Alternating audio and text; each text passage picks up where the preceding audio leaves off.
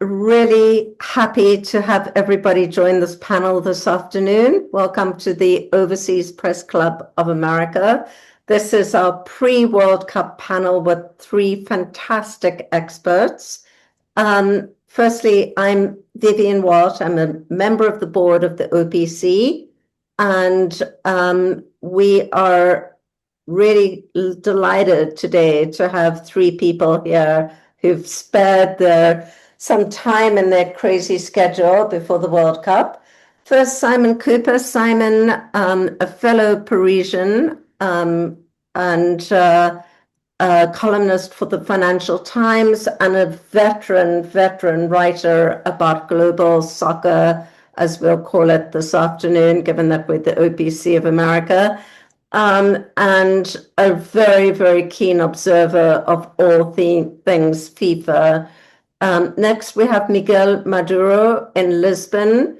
Miguel really became sort of famous within FIFA for having attempted to overhaul the organization after the blowout scandal of 2015, when there was the FBI indictments and a whole lot of senior people arrested for corruption and money laundering, in fact, and then was, fairly shortly thereafter let go by Infantino, along with his fellow reformers who had been appointed to try and reform the organization. Miguel, thanks a lot for joining. And finally, in Vancouver, we have Alexandra Addison, who at the time that she was within FIFA was known as Alexandra Rangi. Is that correct, Alexandra? Yes, I think I'm Rangi, pronouncing yes. it correct, Rangi, with a W, who also had been a member of the Independent Governance Committee, essentially a body that had been called in to try and reform, completely reconfigure the way the global governance of football was remade, let's say, after the scandal. So we are a decade after this incredible event and a decade into Gianni Infantino's presidency. And I think it's fair to say that the kinds of reforms that might have been expected after 2015 have not happened, although FIFA is quite a different organization, it seems, and a way richer organization. We're going to try wrap our heads around this. And for the journalists who are on this call, especially, this is on the record. These are great people to quote if you're writing, covering the World Cup, fantastic sources of information. Simon has a new book out called World Cup Fever, which I encourage everybody to read. And I have a far more modest contribution in the current issue of Fortune magazine, how FIFA's money machine controls global soccer. With that, maybe I'll open it to you, Simon. I noticed that the LA Review of Books did a long review of your book, in which it basically said that, quoted you as saying that the entire world of global soccer has been corrupted by money and power. Can you just tell us briefly, like, what does that mean? Because all we see, of course, watching on TV is great games and the excitement of the fans in the stadium and so on. What does it mean that it's been corrupted by money and power? Well, those are the reviewers' words, not mine. I still think that soccer is a Oh, great game, and we must keep both these things in our mind, that there are bad people around it, including FIFA, and that people are allowed to enjoy the soccer of the World Cup. So the amounts of money have grown quite significantly involved in the World Cup, from television rights and sponsorship. And most obviously at this World Cup, the ticket prices have gone through the roof, or the ticket prices, at least, that FIFA's trying to get. It's not clear they will get lots of people to pay them. So even quite ordinary games, they're trying to get thousands of dollars for tickets. which has never happened before at World Cups. Completely out of the tradition of World Cups. In the past, you could get into almost any game for less than the equivalent of $100 today.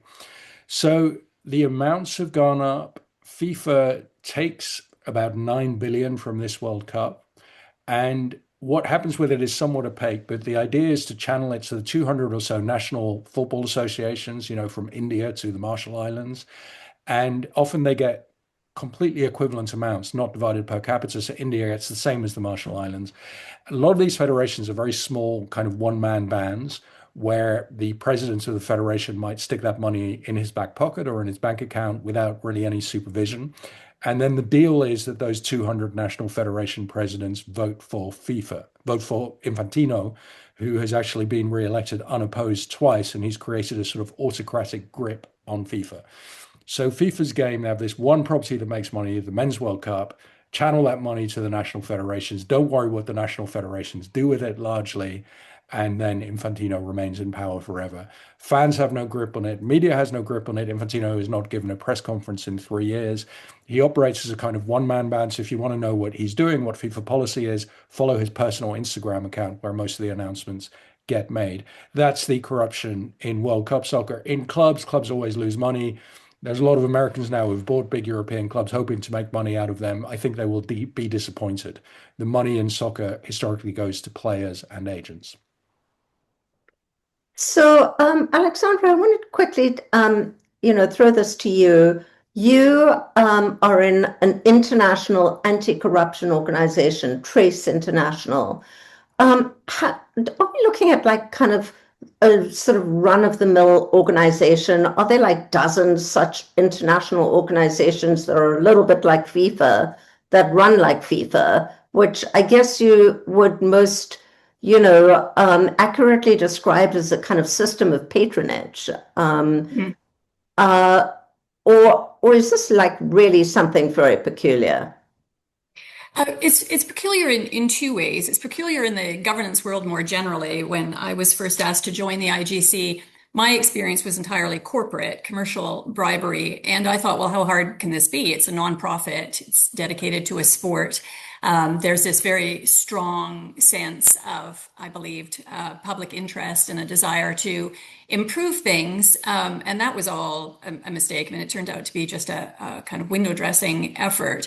But then within the sports world, it's pretty singular as well, in the sense that, as Simon has noted, it's just extraordinary sums of money. There are other international sporting organizations like the IOC that have struggled with past corruption issues, but the amounts of money are just entirely different. And organizations like the IOC have a clearer sense, I think, of their stakeholders. One of the things that really startled me when I started on the IGC was nobody could really answer the question, who are the stakeholders? Are they the fans? Are they the players? Are they the clubs, the FAs? It wasn't clear. And if you can't identify the ultimate beneficiaries of your organization, then there's something wrong with the fundamental structure. And that seems to have always been true at FIFA. All roads lead back to Zurich. And the ultimate beneficiary of everything that FIFA does always seems to be up on the hill in Zurich. Miguel, you and here I might bungle this, so please jump in if I do. You're a Portuguese, you're both an academic, you're a jurist, you were a Governor General, is that correct, of the European Court of Justice? It's called an advocate general, but he's actually a Advocate judge. General, pardon me. It has the status of a judge. He's not an attorney, but yes, let's say I was a member or a justice at the European Court of Justice. That's the easiest thing. So you and I spoke a few weeks ago when I was writing my story for Fortune magazine. And you basically, when I said to you, okay, can we reform FIFA? And I don't think you hesitated for more than half a second before you said, no, it's impossible from within. So explain to me, I mean, because most say multinational corporations or most, even government agencies go through a sort of remake, every decade or so. What's so impossible to reform about FIFA? So I've never been asked to give so many interviews about FIFA as in the recent weeks. You imagine it was not only yours because of the World Cup. And I've been saying to you and your colleagues that I think that there must be a moment when we stop asking questions to FIFA because we will not get any answers. As Simon said, Infantino hasn't given a press conference in 3 years. They don't even care about answering anymore. And our questions need to be addressed as actually to our political authorities and public authorities. How do they allow this to go on? And the reason is precisely because the forms of power that have consolidated themselves in FIFA make it impossible. There's no incentives whatsoever for internal reform. So the real question is, how is this allowed to go on on the part of our political and public authorities? Think about this. I mean, I know of no other area of such social importance in the life of people and of markets of such significance. I mean, there is a study of the European Commission that mentions, I was surprised by the amount that they were referring, that mentions that just football has an impact of around 3.5% in the EU GDP. It's huge. And these markets are basically regulated, governed by a private entity that is a non-profit, claims to be a non-profit public interest private entity, but is a private interest entity nevertheless. And this private entity, and I think this is at the heart of the problems, is embedded in a profound conflict of interest, because they are at the same time the regulators of this social sphere and these markets. They determine who gets to work on them, who can be a football player, who the clubs that can act in this market. They decide on media rights. They decide on merchandise. They decide on the events that can take place within sports. In this case, football. The competitions are set up by them, but they are also the main commercial actors in this market at the same time. I mean, I know of no other markets where this is allowed to go on. You are the regulator and the main commercial actor at the same time, and this is what supports, if not puts in place, the system of patronage that Simon was talking about. Basically, this gives a lot of money to the leadership of FIFA that then they use to consolidate their power by rewarding those that are loyal to them and sanctioning those that in somehow criticize or challenge their power. So this is then used to absolutely consolidate and reinforce and create a system of absolute power.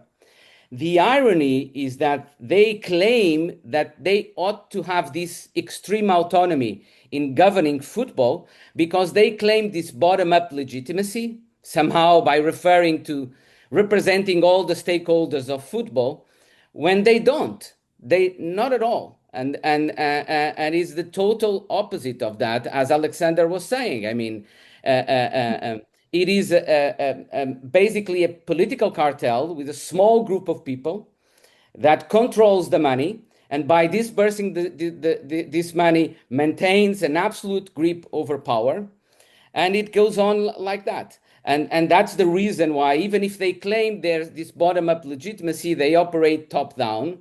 And that's why not being accountable to anyone, and then not even being subject to any mechanisms of checks and balances, because that's an additional problem that I experienced firsthand. That is that the independent institutions that are supposed to constitute those checks and balances, to make them accountable, to scrutinize them, are not really independent. And when they try to behave independent, they are basically set aside. This means, and this system of power ultimately explains why they no longer correspond to the public interests and the public goods that they ought to regulate and they ought to promote.